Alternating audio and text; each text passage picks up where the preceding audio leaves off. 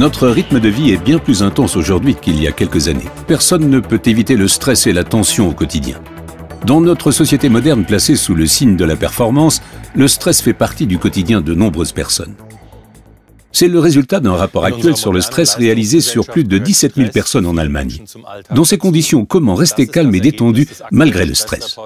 L'Organisation mondiale de la santé, l'OMS, produit des études sur le stress qui montrent qu'il s'agit d'une question majeure, valable sur tous les continents. Qui est concerné? En un mot, tout le monde. L'ouvrier tout autant que le cadre, l'étudiant tout autant que les inactifs. Chacun à son niveau présente des signes de fatigue et de tension générés par le stress. Les dommages collatéraux peuvent être importants lorsque l'on vit avec une pression parfois quotidienne ou permanente. Tout le monde n'a peut-être pas la chance de pouvoir décompresser. Dans le milieu sportif aussi, on retrouve ce phénomène de pression et de stress. Les causes en sont diverses. Une vie trépidante, remplie d'activités et obligations diverses et variées conduisent souvent à une pression énorme. Une vie professionnelle parfois ennuyeuse ou inexistante, notre dépendance aux nouveaux moyens de communication, smartphone, internet, email, n'encourage pas systématiquement à la détente. De nombreux experts conseillent vivement de réorganiser sa vie personnelle et professionnelle lorsque le stress est trop important ou difficile à vivre. Mais nous savons tous que ceci n'est pas si simple au quotidien. Le docteur Anke Ertan, spécialiste de la médecine préventive, étudie depuis des années comment gérer efficacement le stress et ses effets en préconisant des micronutriments. Le docteur Anke Ertan est pionnière dans le domaine de la médecine préventive. Depuis 2004, elle a développé des travaux de recherche sur les symptômes et les dommages collatéraux provoqués par le stress. Le Dr Ertan constate une hausse significative du nombre de patients développant un stress. Les patients se plaignent de maux comme un état d'agitation accru, des troubles du sommeil persistants et une concentration affaiblie. Ces patients sont des personnes soumises à une forte pression dans leur vie professionnelle, comme les managers ou même les femmes au foyer. Le Dr Ertan constate aussi que les sportifs sont touchés par la pression qu'exerce le stress. En effet, le stress contrarie la performance. C'est pourquoi le Dr Ertan met l'accent sur la prise des compléments alimentaires pour lutter contre le stress. Depuis plusieurs années, elle obtient de très bons résultats en prescrivant des micronutriments. Et maintenant, j'ai le plaisir d'accueillir le Dr Anke Ertan sur le plateau. Bonjour. Bonjour. Que se passe-t-il exactement dans mon corps quand je suis vraiment stressé? Imaginez votre corps et que chaque cellule de celui-ci est comme une centrale. Ainsi, cette centrale produit de l'énergie, mais pendant la production d'énergie, des toxines sont libérées. Ces toxines sont appelées radicaux libres. Oh, ça a l'air dangereux. Oui, ça l'est en effet. En temps normal, ces radicaux libres peuvent être très bien neutralisés. Mais quand les machines tournent à plein régime constamment, la quantité de radicaux libres libérés devient si importante que le corps est incapable de les neutraliser seul. Et c'est à ce moment-là que le stress nous envahit et diminue, voire limite nos performances. Vous avez dit constamment, cela signifie qu'on parle d'un stress sur une longue durée, pas d'un stress de quelques heures ou quelques jours, mais bien de plusieurs semaines ou plusieurs mois. Regardons à nouveau ensemble ce qu'il se passe exactement dans notre corps. Voici une représentation simplifiée d'une cellule. On voit les parois cellulaires ici, le noyau et la mitochondrie. La centrale. Exactement. Cette mitochondrie produit de l'énergie et lors de cette production, des radicaux libres sont libérés. Ce sont ces billes sombres. Oui, et ceux-ci sont normalement captés par les antioxydants. On le voit bien ici, c'est ce que j'appellerais les balles vertes. Exactement. Lors d'un stress continu, les mitochondries produisent plus d'énergie et plus de radicaux libres. Ensuite, les antioxydants ne suffisent plus et la cellule est endommagée. C'est ce qu'on voit à l'arrière-plan, ça ressemble un peu à une fissure sur une vitre. C'est exact. Dans cette situation, nous ne sommes plus performants, nous ne pouvons plus nous concentrer et nous nous sentons stressés. L'idéal serait d'éviter complètement le stress. Mais cela n'est visiblement pas possible. Donc, que pouvons-nous faire pour lutter contre ces effets négatifs?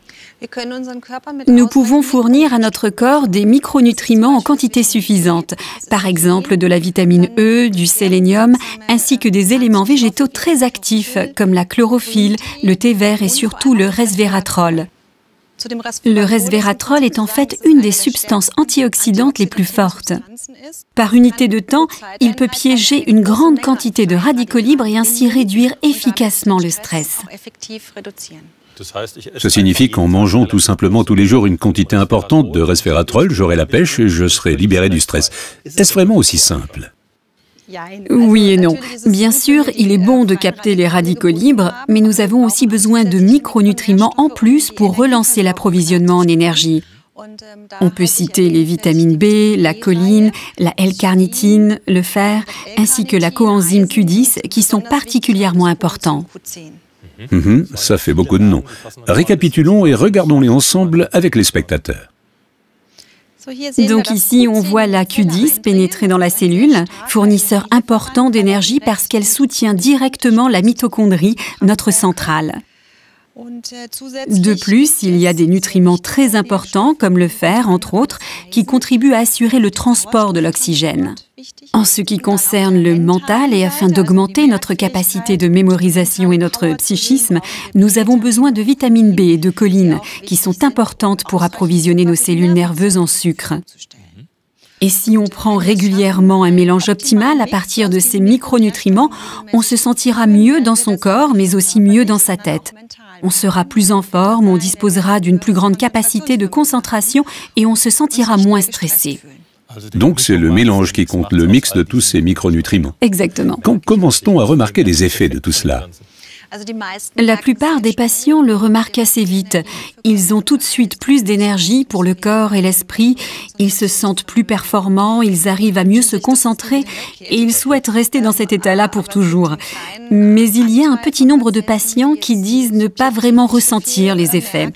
Mais en fait, dans le sérum, dans le sang, nous pouvons mesurer et voir que les marqueurs de stress diminuent et que la concentration de micronutriments augmente. Pour nous, médecins, c'est bien sûr intéressant car cela signifie qu'il y a une fonction protectrice pour les cellules. Vous avez parlé de marqueurs de stress. Qu'est-ce que ça signifie ? Ce sont en principe des produits du métabolisme qui se libèrent quand on est stressé. Plus le niveau de ces marqueurs de stress est élevé, plus notre corps réagit au stress. Ah, ok. Et je vous ai apporté les valeurs d'un patient que j'aimerais vous montrer pour illustrer cela. Très bien, volontiers. Donc ici, nous voyons 3 des marqueurs de stress que nous avons mesurés. C'est la créatine, les peroxydes lipidiques et la 8-épi-prostaglandine. Et comme nous le voyons très bien ici, ces niveaux diminuent constamment au fur et à mesure de la prise des micronutriments combinés les uns avec les autres. Effectivement, nous avons ici moins 6, moins 47%. Et c'est finalement le plus important parce qu'ainsi nous pouvons prouver que le corps a moins de stress. Donc en résumé, ce n'est pas qu'un sentiment de bien-être, les preuves sont là. Oui, c'est tout à fait ça. Et il y a un effet supplémentaire. Nous pouvons le regarder ensemble à l'aide des valeurs concernant mon patient. Finalement, le niveau de stress a baissé et la concentration des micronutriments dans le sérum du sang a aussi augmenté. Nous pouvons constater que nous redevenons plus performants, ce qui est très important. Donc si j'ai bien compris, pour simplifier, plus de performance et moins de stress. Oui, on peut le dire comme ça. Il est donc clair que nous ne pouvons pas complètement éviter le stress à notre époque, mais nous savons maintenant exactement quels sont les micronutriments à prendre pour en combattre les effets négatifs. D'accord, mais pourquoi tant de personnes sont encore submergées par le stress? Pourquoi ne pas tout simplement leur donner un remède? Ce serait bien si c'était si simple.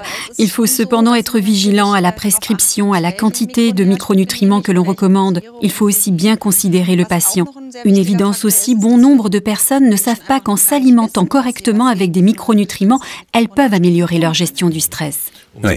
Je vous remercie donc d'être venu nous expliquer votre travail et le fonctionnement des micronutriments. Merci beaucoup, Dr Ertan. C'est moi. Mesdames et messieurs, grâce au Dr Ertan, nous voilà un peu plus aguerris pour connaître le stress et son fonctionnement et ainsi mieux le gérer. Merci beaucoup et à très bientôt.